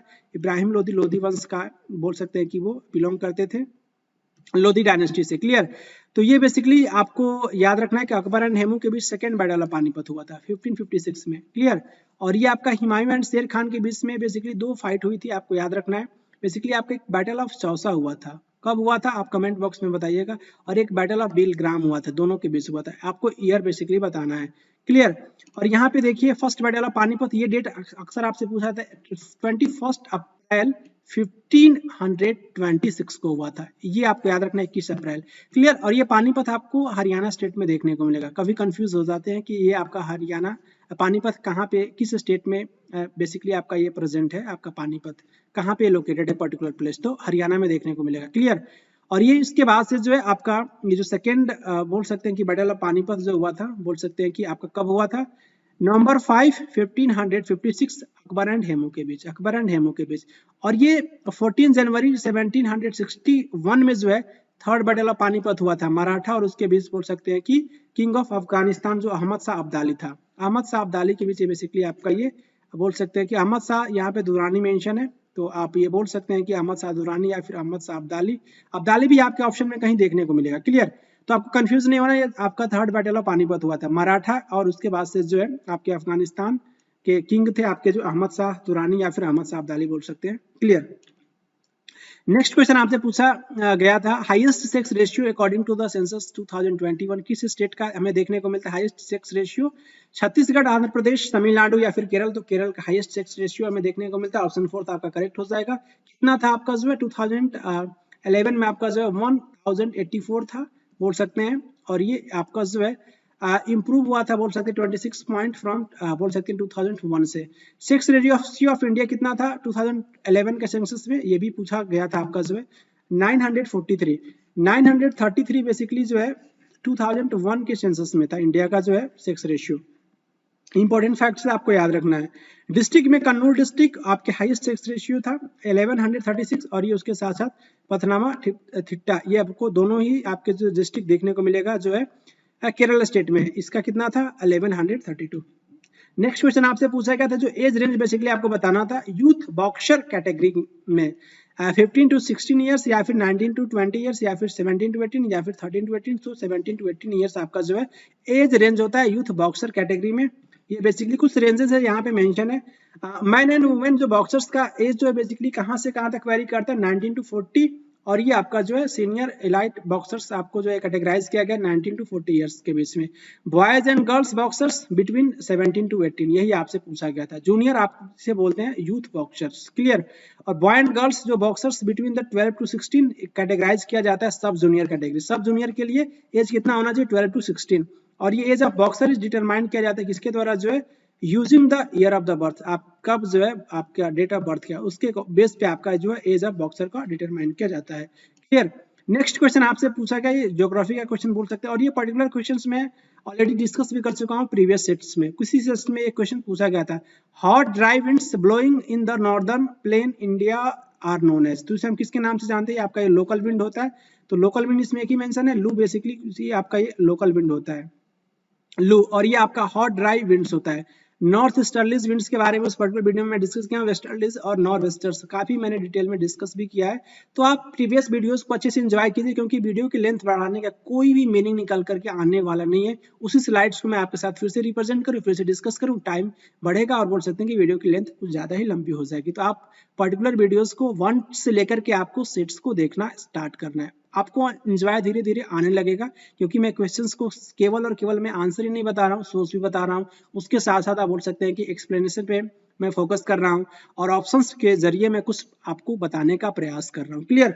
नेक्स्ट क्वेश्चन की तरफ मूव करेंगे। क्वेश्चन नंबर 16, ये आपका फेस्टिवल से पूछा गया था, आपको बताना था लोकरंग फेस्टिवल जो होता है किस स्टेट में हमें देखने को मिलता है? झारखंड, गुजरात या फिर राजस्थान या फिर मध्य प्रदेश। तो याद रखिए ये आपका जो है लोकरंग फेस्टिवल हमें देखने को मिलता है मध्य प्रदेश में। इंपॉर्टेंट फेस्टिवल है, इंपॉर्टेंट फेस्टिवल आप यहाँ पे देखिए लोकरंग फेस्टिवल।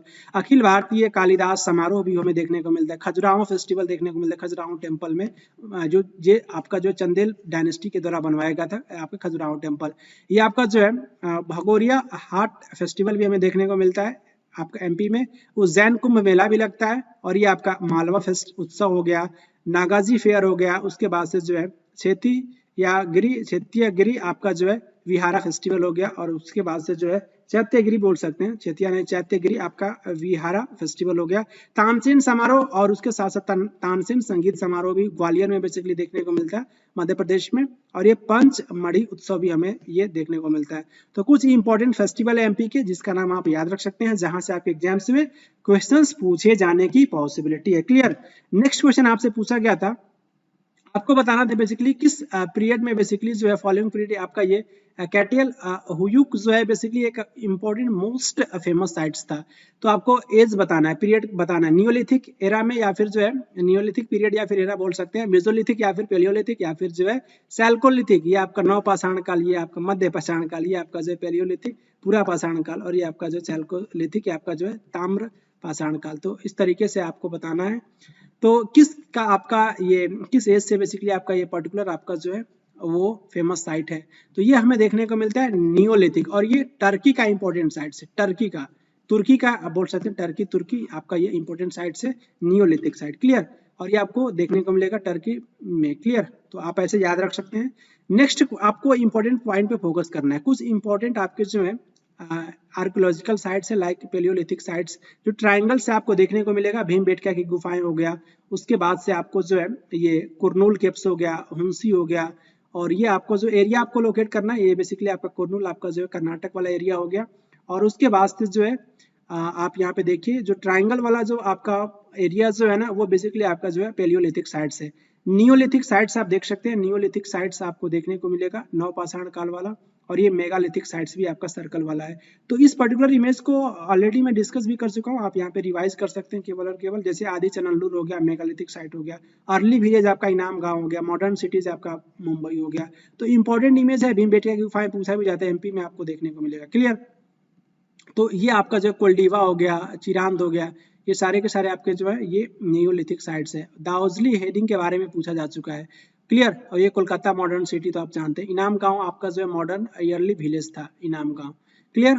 तो इंपॉर्टेंट आपका इमेज है मेहरगढ़ के बारे में भी याद रख सकते हैं। मेहरगढ़ में जो है एग्रीकल्चर के साइट्स, एग्रीकल्चर के जो आपके जो बोल सकते हैं कि जो साक्ष्य जो है प्रमाण मिले थे सबसे पहले मेहरगढ़ से। क्लियर? तो इंपॉर्टेंट आपका ये डायग्राम है, इसको अच्छे से आप एंजॉय कीजिएगा। नेक्स्ट क्वेश्चन की तरफ मूव करेंगे। नेक्स्ट क्वेश्चन आपसे पूछा गया है कि 1600 में जो द ईस्ट इंडियन कंपनी के जो एक्वायर किया गया था एक चार्टर एक्ट किस रूलर के द्वारा? रूलर का नाम आपको बताना है, किंग जॉर्ज फर्स्ट या फिर क्वीन एलिजाबेथ फर्स्ट या फिर क्वीन विक्टोरिया या फिर किंग जेम्स फर्स्ट। तो क्वीन एलिजाबेथ फर्स्ट आपकी फेमस है, बोल सकते हैं कि इन्हीं के द्वारा जो है ईस्ट इंडिया कंपनी को 1600 में क्या किया गया था? एक्वायर किया गया था। आपका ऑप्शन सेकंड करेक्ट हो जाएगा। क्लियर? परफेक्ट जो आपका ऑटोबायोग्राफी है किस पर्टिकुलर फेमस पर्सनालिटी की? राहुल द्रविड़ आपके पूर्व कप्तान थे भारतीय, बोल सकते हैं कि जो भारतीय टीम के, रवि शास्त्री, मिल्खा सिंह या फिर जो है संजय मांजरेकर। तो इम्परफेक्ट जो है संजय मांजरेकर की ऑटोबायोग्राफी है। क्लियर, आपको इस पर्टिकुलर इमेज पे फोकस करना। मिल्खा सिंह की ऑटोबायोग्राफी पूछा जाता है आपके एग्जाम्स में। The race of my life, एक स्प्रिंटर थे आपके Milkha Singh. Clear, the race of my life. और ये Ravi Shastri, the players in my life, the players in my life stargazing आप बोल सकते हैं, ये इंपॉर्टेंट की जो है बुक बोल सकते हैं। और ये संजय मांजरेकर इम्परफेक्ट। और ये राहुल द्रविड़ की बायोग्राफी का क्या नाम है? The nice guy who finished first, ये आपका जो है इंपॉर्टेंट बोल सकते हैं कि इनकी बायोग्राफी का नाम है Rahul Dravid. Clear, next question की तरफ मूव करेंगे। आपको बताना है कि जो आपका high HYV means high yielding variety, जो बेसिकली सीड जो है एसोसिएटेड था किस पर्टिकुलर बोल सकते हैं कि ग्रीन रिवॉल्यूशन में जो इंडिया में हुआ था, किस आपका जो है हाई यील्डिंग वैरायटी सीड्स किस क्रॉप का था? आपको क्रॉप का नाम बताना है, फसल का नाम बताना है। राइस व्हीट, या फिर बोल सकते हैं कि ऑप्शन मेंशन है यहाँ पे दोनों, केवल और केवल राइस, या फिर जो है दोनों में से कोई नहीं, या फिर केवल और केवल व्हीट। तो आपके दोनों ही बोल सकते हैं कि क्रॉप थे आपके इंडिया में ग्रीन रिवॉल्यूशन में जो है हाई यील्डिंग वैरायटी सीड्स का यूज किया गया था। तो इसका आंसर क्या हो जाएगा? इसका आंसर बेसिकली आपका हो जाएगा बोथ ए एंड बी, आपका दोनों ही करेक्ट है। क्लियर, और यहाँ पे इंपॉर्टेंट पॉइंट आप याद रखेंगे जो यहाँ पे मेंशन भी है, व्हीट एंड राइस को जो है बेसिकली कंसीडर किया गया था ग्रीन रिवॉल्यूशन में। और ये आपके जो है विलियम गॉड और उसके साथ साथ नॉर्मन बोरलॉग के द्वारा जो है बोल सकते हैं कि टर्म ग्रीन रिवॉल्यूशन को यूज किया गया था, दोनों बोल सकते हैं कि इंपॉर्टेंट पर्सनैलिटी के द्वारा। जो फादर ऑफ ग्रीन रिवॉल्यूशन भी माना जाता है इनको। और ये इंडिया में जो है MS स्वामीनाथन को माना जाता है फादर ऑफ ग्रीन रिवॉल्यूशन। इन 1965 में जो है गवर्नमेंट ने जो है लॉन्च करी थी ग्रीन रिवॉल्यूशन। क्लियर, जेनेटिसिस्ट की वजह से, जेनेटिस्ट जो होते हैं ना, जो बताते हैं कि आपका जो नेक्स्ट जनरेशन कैसा होने वाला है, कुछ उसके प्रिडिक्शन होते हैं, कुछ कैलकुलेशन होते हैं। जैसे आपने ग्रेगर जॉन मंडल के बारे में नाम सुना होगा, जिसे हम फादर ऑफ क्या बोलते हैं? फादर ऑफ जेनेटिक्स बोलते हैं ग्रेगर जॉन मंडल। उन्होंने जो है बोल सकते हैं कि पी प्लांट पे बहुत सारे एक्सपेरिमेंट किए थे। क्लियर, टेनिस के गेम में बेसिकली आपको बताना कि कौन सा इसमें से फॉलोइंग स्कोर्स आपका एक कंप्लीट सेट होता है, 5-3 या फिर 6-4 या फिर 6-6 या फिर 6-5। तो याद रखिए बेसिकली जो है आपको गैप देखने को मिलेगा 2 का, लेकिन ये तो नहीं होगा, ये भी नहीं होगा। 5-3 हो सकता है या फिर 6-4 हो सकता है। तो क्या होगा इसका आंसर? 5-3 मीन्स आपका जो है ये 6-4 होगा। इसका आंसर आपका जो कंप्लीट सेट होता है, क्योंकि यहाँ पे बेसिकली जो है कुछ ऑड एंड इवन का रूल हमें देखने को मिलता है। तो ये तो आपके दोनों ही आपके क्या है कि ऑड है, सॉरी ये आपके ऑड है 5-3, और ये आपके दोनों इवन है। तो 6-4 आपका एक कंप्लीट सेट है, आप बोल सकते हैं फॉलोइंग स्कोर्स में से। तो आपका ये सेकंड ऑप्शन करेक्ट हो जाएगा। क्लियर, नेक्स्ट क्वेश्चन आपसे पूछा गया था बायोलॉजी से, आपको बताना है कि प्रोटीन डाइजेस्टिव एंजाइम्स को आइडेंटिफाई करना है। लाइपेज, लाइपेज बेसिकली जो है फैट डाइजेस्टिव एंजाइम होता है, वो फैट को ये डाइजेस्ट करने में हेल्प करता है। एमाइलेज क्या होता है? सेलेब्री एमाइलेज, जिसे हम टैलिन के भी नाम से जानते हैं। और ये टैलिन बेसिकली जो है वो कार्बोहाइड्रेट्स की डाइजेशन में हेल्प करता है, कार्बोहाइड्रेट्स की डाइजेशन में। कोलेजन आपको देखने को मिलेगा मसल्स में, आपको मसल्स में, मसल सेल में कोलेजन प्रेजेंट होता है। और ये पेप्सिन क्या होता है? पेप्सिन आपका प्रोटीन डाइजेस्टिव एंजाइम होता है। और ये प्रोटीन जो है ब्रेक डाउन प्रोटीन का किस में होता है? तो अमाइनो एसिड्स में होता है। क्लियर, अमाइनो एसिड्स या फिर एमिनो एसिड्स में प्रोटीन का ब्रेक डाउन होता है। यहाँ पे इंपॉर्टेंट इमेज देखिए, ये आपका जो है ह्यूमन एलिमेंट्री कैनाल का एक प्यारा सा इमेज है। यहाँ पे आपका जो है टंग देख रहे होंगे, फिर ये माउथ, उसके बाद से माउथ बक्कल कैविटी, और ये ऑइसोफेगस को बेसिकली फूड पाइप भी कहते हैं। और ये फूड पाइप के थ्रू खाना जो है कहाँ पे पहुंचता है? स्टमक। देन आपको देखने को मिलेगा स्मॉल इंटेस्टाइन, स्मॉल इंटेस्टाइन, और उसके बाद से आपको ये देखने को मिलेगा लीवर, एक इंपॉर्टेंट ऑर्गन, और उसमें आपको देखने को मिलेगा ये बाइल डक्ट। और ये आपके बाइल इसके अंदर जो क्या प्रेजेंट होता है? आपका जो है गाल ब्लैडर, और इस गाल ब्लैडर में आपका बाइल स्टोर होता है। पूछा जाता है कि गाल ब्लैडर में क्या आपका जो है बाइल कहाँ पे स्टोर होता है? गाल ब्लैडर में। और ये बाइल का सिक्रेशन किसके द्वारा होता है? लीवर के द्वारा होता है। और ये डायफ्राम यहाँ पे देख सकते हैं, इंपॉर्टेंट इमेज है, आप इसके जरिए कुछ इंपॉर्टेंट पॉइंट्स को याद रख सकते हैं। ये आपका पैंक्रियाज होता है, आप यहाँ में देख सकते हैं पैंक्रियाज होता है। क्लियर, और ये आपका अपेंडिक्स होता है, ये आपका वर्मी फॉर अपेंडिक्स बोल सकते हैं कि आपका ये अवशेषी अंग होता है, इट मीन्स इसका ज्यादा यूज नहीं होता है। आपका ये वर्मी फॉर्म अपेंडिक्स। क्लियर, और ये आपका एनस हो गया, रेक्टम एनस, और ये लार्ज इंटेस्टाइन, ये आपका कोलन पार्ट हो गया। क्लियर, तो एक प्यारा सा इमेज है, इसके इंपॉर्टेंट पॉइंट्स में डिस्कस कर रहा हूँ। ये आपका जो है माउथ में बेसिकली जब हम फूड को टेक करते हैं तो बेसिकली जो है स्टमक के में पहुंचता है, किसके थ्रू? जो है फूड पाइप या फिर फूड पाइप को हम ऑइसोफेगस कहते हैं। और ये बेसिकली जो आपका स्टमक जो है आपका लार्ज ऑर्गन होता है और एक्सपेंस करता है। जब वहां पे फूड पहुंचता है तो जाहिर सी बात है फूड पहुंचेगा तो वहां वो उसमें एक्सपेंशन देखने को मिलेगा ही। और ये दो मस्कुलर वॉल्स होता है स्टमक्स में जो हेल्प करता है जिस फूड को मिक्स करने में और ये डाइजेस्टिव जूस के थ्रू। क्लियर। और ये आपका जो डाइजेस्टिव जो डाइजेशन जो होता है फंक्शन आपका जो है बोल सकते हैं कि किसके द्वारा होता है, तो गैस्ट्रिक ग्लैंड्स के द्वारा होता है। और जो हमें देखने को मिलता है गैस्ट्रिक ग्लैंड्स कहाँ पाया जाता है, स्टमक ऑफ वॉल। और जो रिलीज करता है हाइड्रोक्लोरिक एसिड, बहुत इंपॉर्टेंट पॉइंट आपसे पूछा जाता है कि ये जो हाइड्रोक्लोरिक एसिड जो होता है किसके वॉल के द्वारा आपका सीक्रेट किया जाता है, तो आपको बताना है कि जो आपका गैस्ट्रिक ग्लैंड्स जो होता है जो आपके वॉल ऑफ स्टमक में बेसिकली आपका ये प्रेजेंट होता है, इसके द्वारा सीक्रेट किया जाता है हाइड्रोक्लोरिक एसिड। और ये प्रोटीन डाइजेस्टिव एंजाइम जिसे हम पेप्सिन कहते हैं, पेप्सिन के बारे में आपसे पूछा जा चुका था। क्लियर। और ये बेसिकली क्या करते हैं, ये भी क्वेश्चन आपसे पूछा जा चुका है मतलब कि प्रीवियस शिफ्ट में। ये आपका हाइड्रोक्लोरिक एसिड क्या करता है कि फैसिलिटेट करता है पेप्सिन को, एसिडिक मीडियम प्रोवाइड करवाता है। हाइड्रोक्लोरिक एसिड क्योंकि खुद एसिड है, पेप्सिन इनएक्टिव रहता है। जब ये एसिड जो एसिडिक मीडियम हाइड्रोक्लोरिक जब सीक्रेट होता है तो एक्टिव हो जाता है और ये क्या करता है कि ये आपका पेप्सिन एंजाइम एक्टिव होकर के प्रोटीन पे काम करना स्टार्ट कर देता है। तो ये आपका ये भी इंपॉर्टेंट फंक्शन होता है हाइड्रोक्लोरिक एसिड का जो आपके एग्जाम्स में पूछा जाता है। स्मॉल इंटेस्टाइन आपका जो साइट होता है complete digestion of carbohydrates proteins and fats. तो कंप्लीट डाइजेशन कहाँ होता है सारे चीजों का, तो आप बोल सकते हैं आपको जो देखने को मिलेगा स्मॉल इंटेस्टाइन में। और इसका जो सिक्रीशन जो होता है लिवर से ऑब्टेन होता है, रिसीव करता है पैंक्रियाज से, और इस पर्पज के लिए जो डाइजेशन के लिए वो लिवर से भी कुछ सिक्रीशन को ऑब्टेन करेगा, जैसे कि बाइल हो गया, बाइल लिवर से सीक्रेट होता है, पैंक्रियाज से पैंक्रियाटिक जूस, और ये इस पर्पज के लिए वो यूज करता है। और ये जो फूड जो होता है बेसिकली स्टमक में आता है ना एसिडिक होता है और इसको एल्कलाइन बनाने के लिए पैंक्रियाटिक जूस पैंक्रियाटिक एंजाइम उस पर वर्क करता है। बाइल जूस क्या होता है, तो लीवर क्या करता है कि बेसिकली इसके द्वारा सीक्रेट किया जाता है और ये क्या करता है कि ये फैट्स पे एक्ट करता है। बाइल जूस फैट्स के डाइजेशन के लिए रिस्पॉन्सिबल होता है। और ये फैट्स जो आपका प्रेजेंट होता है इंटेस्टाइन में, और ये फॉर्म बोल सकते हैं कि आपका ये लार्ज ग्लोब्यूल्स जो आपका बनाता है क्या difficult for enzyme to act on them. Difficult बनाता है कि उस पर क्या हो सकता है कि वो एंजाइम आपका वर्क ना कर सके। क्लियर। जो आपके फैट्स जो आपके प्रेजेंट होते हैं इंटेस्टाइन में वो फॉर्म करते हैं लार्ज ग्लोब्यूल्स का। क्लियर। और ये बाइल स्टॉक साल्ट्स जो होता है वो ब्रेक डाउन करता है बेसिकली स्मॉलर ग्लोब्यूल्स को। ये जो बाइल सॉल्ट्स है ना वो बेसिकली क्या करेगा, ब्रेक डाउन करेगा किसको, जो है स्मॉलर ग्लोब्यूल्स को, और ये इंक्रीज कर देगा एफिशिएंसी ऑफ एंजाइम एक्शन। तो आप यहाँ पे बाइल का रोल देख सकते हैं ना, बाइल क्या करता है जो भी आपके लार्ज ग्लोब्यूल्स उसको ब्रेक डाउन करता है और जिसके थ्रू क्या होगा कि उस पे जो एफिशिएंसी जो एंजाइम का वो आपका जो इंक्रीज हो जाएगा। और ये जो पैंक्रियाटिक सीक्रेट करता है, ये पैंक्रियाज जो होता है वो पैंक्रियाटिक जूस सीक्रेट करेगा और जिसमें एंजाइम प्रेजेंट होता है ट्रिप्सिन। और ये आपका डाइजेस्टिव प्रोटीन डाइजेस्टिव एंजाइम होता है ट्रिप्सिन। लाइपेज ये आपका जो है ब्रेक डाउन करता है इमल्सिफाइड फैट्स को। क्लियर। और ये आपको याद रखना है जो वॉल्स होता है स्मॉल इंटेस्टाइन का, इसमें जो है ग्लैंड्स जो होता है वो सीक्रेट करता है इंटेस्टाइनल जूस। और ये एंजाइम जो प्रेजेंट होता है फाइनली आप बोल सकते हैं कि कन्वर्ट करता है प्रोटीन को अमाइनो एसिड्स में, कॉम्प्लेक्स कार्बोहाइड्रेट्स को ग्लूकोज में, और ये फैट्स को फैटी एसिड एंड ग्लिसरॉल में। बहुत ज्यादा इंपॉर्टेंट लाइन है, ये पूछा जाता है कि अल्टीमेटली डाइजेशन के बाद प्रोटीन किस में कन्वर्ट होता है, प्रोटीन अमाइनो एसिड्स में कन्वर्ट होता है, और ये कार्बोहाइड्रेट्स आपका ग्लूकोज में कन्वर्ट होता है, और ये फैट्स आपका जो है फैटी एसिड्स एंड ग्लिसरॉल्स में कन्वर्ट होता है। क्लियर। नेक्स्ट क्वेश्चन की तरफ मूव करेंगे। आपसे क्वेश्चन पूछा गया था नेशनल ई विधान एप्लीकेशन नेवा जिसे कह सकते हैं, ये प्रोग्राम जो है किस, ये आपका एक पेपर लेस आपका ये प्रोग्राम के थ्रू जो है आपकी जो है असेंबली जो इंडिया की फर्स्ट स्टेट असेंबली के द्वारा जो है वो बनी है। बेसिकली आपको बताना है नेवा प्रोग्राम लॉन्च करने वाली एक प्रकार का जो है वो पेपरलेस बनाएगी आपके जो भी प्रोग्राम्स होंगे। क्लियर।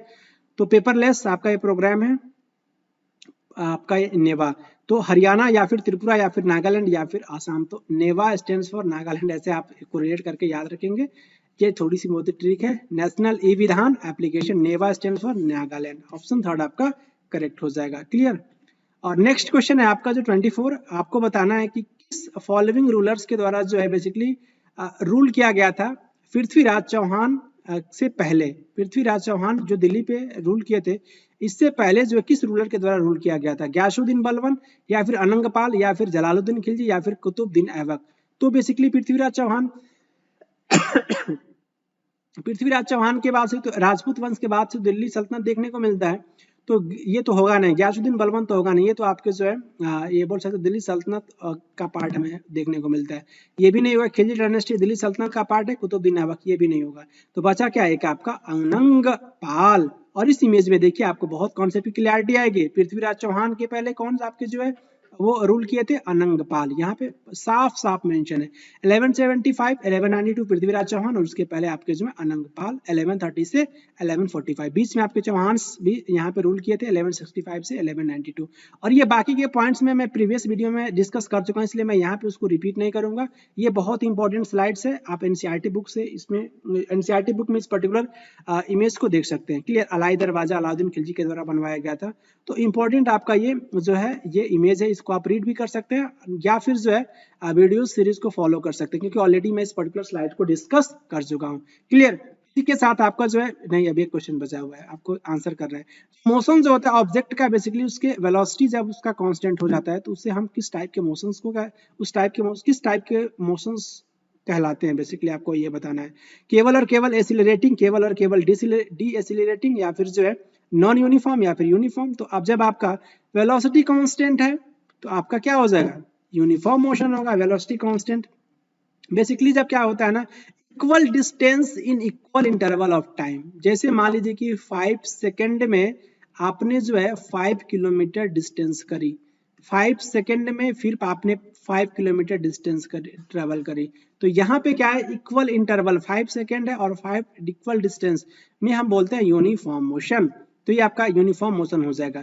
लेकिन क्या होगा कि यहाँ पे क्या होगा कि आपका अनइक्वल, यहाँ पे आपका जो है इंपॉर्टेंट पॉइंट है कि यहाँ पे आपको देखने को मिलेगा अनइक्वल डिस्टेंस होगा लेकिन equal interval of time. Unequal distance, equal interval of time. मान लीजिए कि आपका इक्वल इंटरवल 5 सेकेंड ही तो है, 5 सेकेंड इंटरवल आपने लिया टाइम को, लेकिन आप डिस्टेंस कवर कर रहे हो 10 किलोमीटर किसी भी 5 सेकेंड में, किसी 5 सेकेंड में आप डिस्टेंस ट्रेवल कर रहे हो 8 किलोमीटर। तो यहाँ पे क्या हो रहा है, एक अनइक्वल डिस्टेंस कवर किया जा रहा है। तो इस टाइप के मोशन को हम नॉन यूनिफॉर्म मोशन कहते हैं। क्लियर, और इसके इंपॉर्टेंट एग्जांपल्स है लाइक जब कार जो है आपका जो है क्राउडिंग में जब इसको चलाया जाता है, जो भीड़ में आप ऐसे बोल सकते हैं, तो वहां पे नॉन यूनिफॉर्म मोशन होता है। और जब स्ट्रीट या फिर जो है एक पर्सन जब आपका जो है जॉगिंग करता है पार्क में, ये भी आपका जो है नॉन यूनिफॉर्म मोशन है। और ये आपका जो है ये सारे के सारे आपके जो इंपॉर्टेंट बोल सकते हैं कि आपका ये नॉन यूनिफॉर्म मोशन है। आपसे पूछा जा सकता है कि जो क्राउडिंग में जो आपका कार चलता है वो आपका यूनिफॉर्म मोशन है या फिर नॉन यूनिफॉर्म। तो वहां पे कार स्पीड को देख करके चलती है, ना कि अपने स्पीड से चलेगी। जहां पे क्राउडिंग ज्यादा है वहां पे उसकी स्पीड स्लो हो जाएगी, जहां पे बहुत अच्छा रास्ता है बिल्कुल खाली है तो वहां पे जो इसकी स्पीड फास्ट हो जाएगी। तो ये आपका जो नॉन यूनिफॉर्म मोशन होता है। क्लियर, इसी के साथ आपका जो है एसएससी सीजीएल टायर 1 2022 का ये ऑल 25 क्वेश्चंस का एक प्यारा सा डिस्कशन। मैंने पूरी कोशिश करी कि मैं आपको बेस्ट से बेस्ट कंटेंट में प्रोवाइड करा सकूं, बेस्ट से बेस्ट एक्सप्लेनेशन दे सकूं। फिर भी अगर कुछ कमी रह गई तो आप कमेंट बॉक्स में अपना कमेंट कीजिएगा। उसके बाद से मैं नेक्स्ट वीडियो में मैं उस पर्टिकुलर पॉइंट्स को लेकर के मैं आपके साथ डिस्कस करूंगा। क्लियर, तो नेक्स्ट सेट आपका जो है सेट नंबर 17 में अपलोड करने वाला हूँ। आप आई होप आप इस पर्टिकुलर सीरीज को बहुत अच्छे से एंजॉय कर रहे होंगे। मिलेंगे आपसे नेक्स्ट वीडियो में, तब तक के लिए खुश रहें, प्रसन्न रहें। Thank you very much.